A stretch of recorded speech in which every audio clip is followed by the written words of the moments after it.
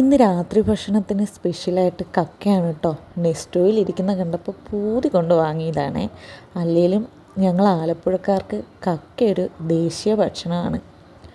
അപ്പം ഞാൻ എന്താ നല്ല അടിപൊളി മസാലയൊക്കെ ഇട്ട് കക്ക ഫ്രൈ സെറ്റാക്കിയിട്ടുണ്ട്. ഇവിടെ എല്ലാവർക്കും വലിയ ഇഷ്ടമാണ് കേട്ടോ കക്ക.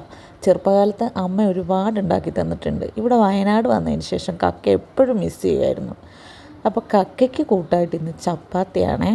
ചപ്പാത്തിയൊക്കെ ഇതാ ഞാൻ കുഴച്ച് വെച്ചു, പരത്തിയെടുത്തു.